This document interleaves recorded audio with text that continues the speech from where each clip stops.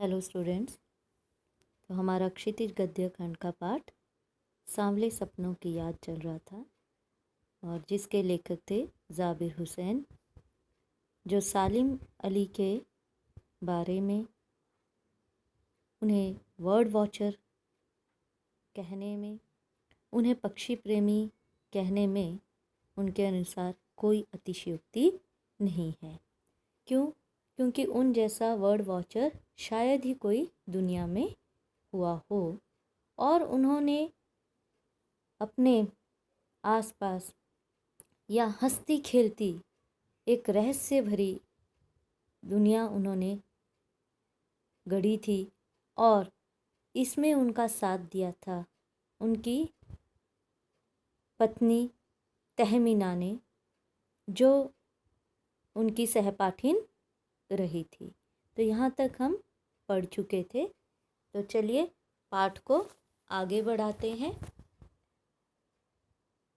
अपने लंबे रोमांचकारी जीवन में ढेर सारे अनुभवों के मालिक सालिम अली एक दिन केरल की साइलेंट वैली को रेगिस्तानी हवा के झोंकों से बचाने का अनुरोध लेकर चौधरी चरण सिंह के से मिले थे।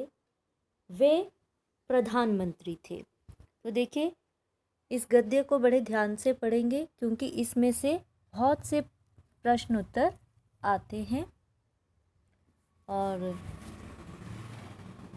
मतलब पठित गद्यांश भी आ जाता है और इसी में से प्रश्न उत्तर भी बनकर आते हैं।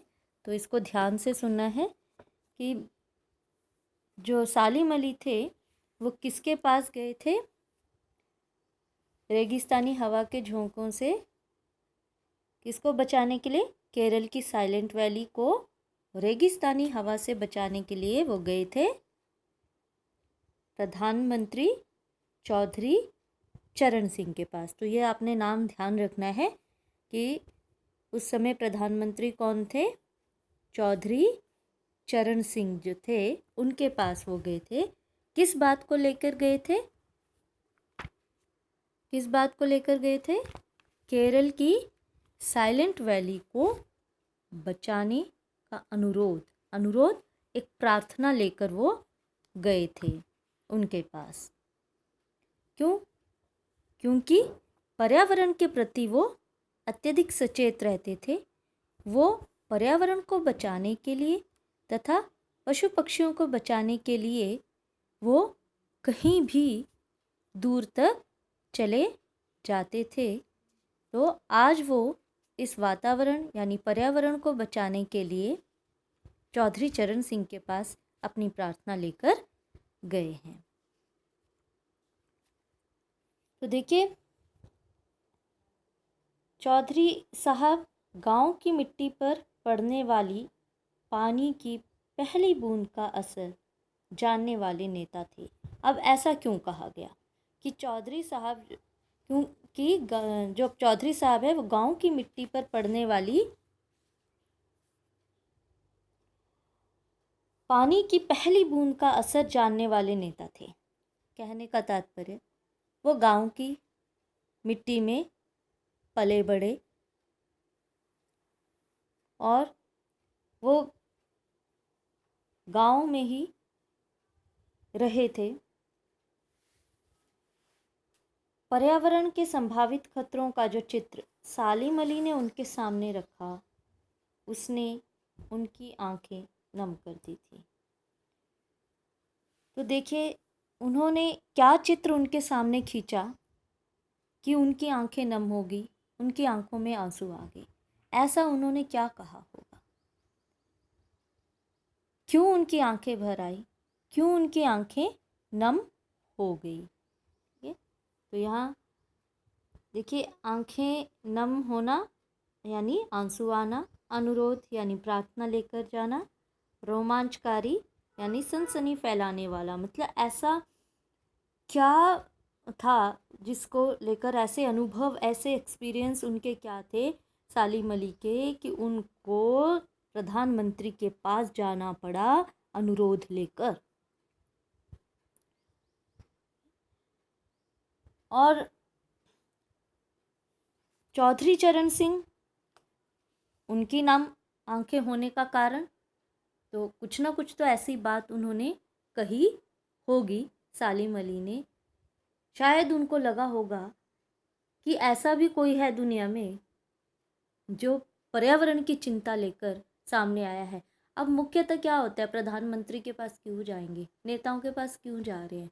नेताओं के पास जाते हैं कोई अर्जी लेकर, यहाँ बदली करा दो, वहाँ कुछ काम करा दो, हमारा ये काम करा दो। लेकिन वो कुछ ऐसे काम के सिलसिले में नहीं गए। उनको तो सबकी फिक्र थी, उनको तो पर्यावरण की फिक्र थी, उनको पशु पक्षियों की फिक्र थी, क्योंकि पर्यावरण के अंतर्गत ही सभी आते हैं ना सारी चीज़ें, झरने, पहाड़, पेड़ पौधे, नदियाँ, ये सब पर्यावरण के अंतर्गत ही तो है, पशु पक्षी सभी। तो यदि पर्यावरण संतुलित नहीं होगा तो ये सब भी चीज़ें नहीं बचेंगी, हम भी नहीं रहेंगे। तो चलिए आगे बढ़ते हैं। आज सालिम अली नहीं है, चौधरी साहब भी नहीं है। आज सालिम अली भी नहीं है, चौधरी साहब भी नहीं है, तो कौन बचा है जो अब सौंधी माटी पर उगी फसलों के बीच एक नए भारत की नींव रखने का संकल्प लेगा? क्यों? क्योंकि ऐसे लोग बड़े कम होते हैं जो इस तरह का अनुरोध लेकर किसी के पास जाते हैं।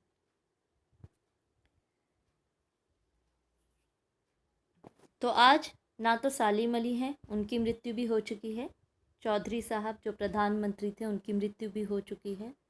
तो फिर कौन बचा है जो अब सौंधी माटी, सौंधी का मतलब होता है, ठीक है, जिस मिट्टी में से पानी पड़ते खुशबू आती है ना, एक गीली मिट्टी की, वो उन पर उगी फसलों के बीच एक नए भारत की नींव रखने का संकल्प, ऐसा दृढ़ संकल्प कौन लेगा? कौन बचा है जो अब हिमालय और लद्दाख की बर्फीली ज़मीनों पर जीने वाले पक्षियों की वकालत करेगा, उनके बारे में सोचेगा?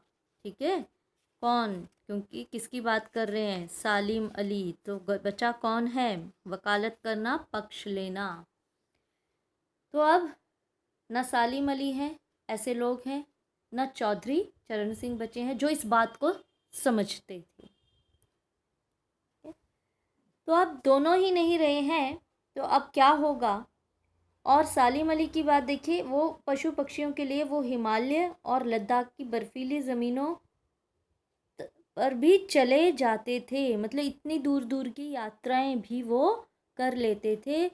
उनकी कोई सीमा नहीं थी, उनका कोई बंधन नहीं था कि केवल इतने तक में ही मैंने देखना है। दूर कहीं ऊंचे पहाड़ क्यों ना हो, बर्फीली ज़मीनें क्यों ना हो, बर्फ़ जैसी जगहों पर भी जाना कितना कठिन होता है, वो कहीं भी दूरबीन लटकाए पहुंच जाते थे। तो आइए इसमें से प्रश्न उत्तर कर लें।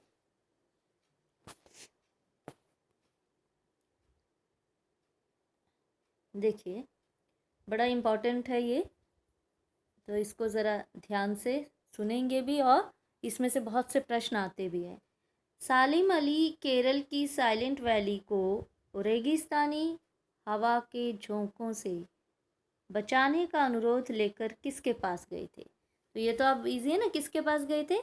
तो सालिम अली केरल की साइलेंट वैली को रेगिस्तानी हवा के झोंकों से बचाने का अनुरोध लेकर चौधरी चरण सिंह से मिले थे। और वो कौन थे? वे प्रधानमंत्री थे। देखिए पहले प्रश्न का उत्तर। दूसरा प्रश्न, सालिम अली ने पूर्व प्रधानमंत्री के सामने पर्यावरण से संबंधित किन संभावित खतरों का चित्र खींचा कि जिससे उनकी आंखें नम हो गई थी? मतलब ऐसा उन्होंने कौन से ऐसे खतरे बताए? तो सालिम अली ने पूर्व प्रधानमंत्री चौधरी चरण सिंह के सामने केरल की साइलेंट वैली संबंधी खतरों की बात उठाई जिससे उनकी आंखें नम हो गई थीं। तीसरा प्रश्न, लेखक ने कौन से पूर्व प्रधानमंत्री को गांव की मिट्टी से जुड़ा हुआ माना है और क्यों? तो लेखक ने पूर्व प्रधानमंत्री चौधरी चरण सिंह को गांव की मिट्टी से जुड़ा हुआ माना है क्योंकि चौधरी चरण सिंह ग्रामीण पृष्ठभूमि से थे। ये ध्यान रखिएगा, वो ग्रामीण पृष्ठभूमि से थे। वे खेती और पर्यावरण, मिट्टी और पशु पक्षियों की समस्याओं को गहराई से जानते थे। वे खेती, पर्यावरण, मिट्टी और पशु पक्षियों की समस्याओं को गहराई से जानते थे। क्यों जानते थे गहराई से? क्योंकि वो ग्रामीण पृष्ठभूमि से थे। चलिए अगला प्रश्न, प्रश्न 4, सालिम अली ने पर्यावरण संरक्षण के लिए किस रूप में भूमिका निभाई? Very important question. और उत्तर है इसका, सालिम अली ने पर्यावरण संरक्षण के लिए निम्नलिखित कार्य किए। देखो कौन कौन से कार्य उन्होंने किए पर्यावरण को बचाने के लिए। उन्होंने जीवन भर पक्षियों के विषय में खोजें की तथा सुरक्षा के बारे में अध्ययन किए। ठीक है, खोज भी की, जीवन भर पक्षियों के विषय में खोजें भी की तथा सुरक्षा के बारे में भी अध्ययन किए। दूसरा पॉइंट है इसी प्रश्न का उत्तर, उन्होंने भारत के प्रधानमंत्री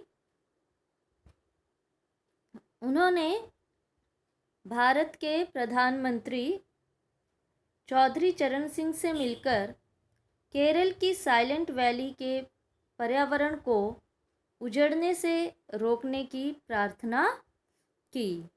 ठीक है, उन्होंने भारत के प्रधानमंत्री चौधरी चरण सिंह से मिलकर केरल की साइलेंट वैली के पर्यावरण को उजड़ने से रोकने की प्रार्थना की। और तीसरा बिंदु है इसका, उन्होंने हिमालय और लद्दाख की बर्फीली ज़मीनों पर रहने वाले पक्षियों के कल्याण के लिए कार्य किया। देखिए, तो जो हम पढ़ चुके हैं वही है, कुछ अलग से तो उत्तर नहीं है।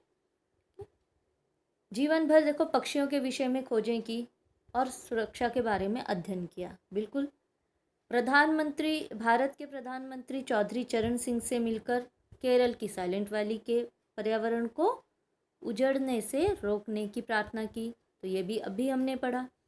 तीसरा बिंदु, उन्होंने हिमालय और लद्दाख की बर्फीली ज़मीनों पर रहने वाले पक्षियों के कल्याण के लिए कार्य किया, तो ये भी हमने अभी पढ़ा। ठीक है, तो चलिए ये हो गए हमारे प्रश्न उत्तर। इसमें से आगे बढ़ते हैं। देखिए, सालिम अली ने अपनी आत्मकथा का नाम रखा था फॉल ऑफ अ स्पैरो। तो आत्मकथा क्या आती है? बायोग्राफी। ठीक है, आत्मकथा। तो सालिम अली ने अपनी आत्मकथा का नाम रखा था फॉल ऑफ अ स्पैरो। मुझे याद आ गया, D.H. लॉरेंस की मौत के बाद लोगों ने उनकी पत्नी फ्रीडा लॉरेंस से अनुरोध किया कि वह अपने पति के बारे में कुछ लिखे। तो D.H. लॉरेंस जो थे वो भी पक्षी प्रेमी थे, तो उनको सालिम अली की बात से ही याद आ गई, वो पक्षी प्रेमी भी, तो लेखक को वो याद आ गई उनकी D.H. लॉरेंस की। तो D.H. लॉरेंस की जब मृत्यु हुई तो उनकी पत्नी से पूछा गया कि आप कुछ उनके अपने पति के बारे में कुछ लिखें। तो फ्रीडा चाहती तो ढेर सारी बातें लॉरेंस के बारे में लिख सकती थी, पत्नी है, पति के बारे में ढेर सारी बातें लिख सकती थी, लेकिन उसने कहा मेरे लिए लॉरेंस के बारे में कुछ लिखना असंभव सा है, कि मुझे अगर आप लिखने के लिए कहेंगे मेरे पति के बारे में, D.H. लॉरेंस के बारे में, तो ये मेरे लिए पॉसिबल नहीं है। ठीक है, असंभव सा है। मुझे महसूस होता है, वो कह रही है कि मुझे ऐसा फील होता है, मुझे ऐसे महसूस होता है कि मेरी छत पर बैठने वाली गौरैया लॉरेंस के बारे में ढेर सारी बातें जानती है। देखिए उसने क्या कहा कि मेरी छत पर बैठने वाली गौरैया, गौरैया पक्षी का नाम है, तो वो ढेर सारी बातें जानती है, मुझसे भी ज्यादा जानती है। वो सचमुच इतना खुला खुला और सादा दिल आदमी था। मुमकिन है लॉरेंस मेरी रगों में, मेरी हड्डियों में समाया हो, लेकिन मेरे लिए कितना कठिन है उसके बारे में अपने अनुभवों को शब्दों का जामा पहनाना। मतलब उसके बारे में शब्दों के बंधनों को बांधकर मैं कुछ लिख दूं तो ये मेरे लिए बहुत मुश्किल है। ऐसा नहीं है कि वो मुझे याद नहीं आता, वो तो मेरे रगों में, मेरी हड्डियों में, मेरे अंतरात्मा तक समाया हुआ है। लेकिन जितना शायद वो पक्षी गौरैया जानती है उसके बारे में, उससे ज़्यादा और कोई नहीं जानता होगा, क्योंकि वो भी पक्षी प्रेमी थे। और गौरैया एक पक्षी का नाम है जो रोज़ उनकी छत पर आया करती थी और जो D.H. लॉरेंस थे उसके साथ लगे रहते थे। न जाने वो आपस में क्या बातें करते थे। मुझे यकीन है मेरी छत पर बैठी गौरैया उसके बारे में और हम दोनों ही के बारे में मुझसे ज़्यादा जानकारी रखती है। वो कह रही है कि वो उनके बारे में नहीं, वो हम दोनों के बारे में ही ज़्यादा जानकारी रखती है। तो कितने बड़े पक्षी प्रेमी वो भी रहे होंगे। तो आज के लिए इतना ही। कल हम मिलेंगे अगले वीडियो के साथ। लेकिन आप ये जो अगला पैराग्राफ मैंने पढ़ाया है इसको ध्यान से पढ़ेंगे ताकि कल हम इसमें से प्रश्न उत्तर साझा कर सकें, है ना। तो कोई मुश्किल नहीं है। आत्मकथा का नाम याद रखिए, D.H. लॉरेंस की पत्नी का नाम याद रखिए, है ना। और उनकी पत्नी ने क्या कहा था जब उनको उनके पति के बारे में लिखने के लिए कहा। तो इसी तरह के प्रश्न हैं जो सामने आपको उत्तर मिल जाएंगे।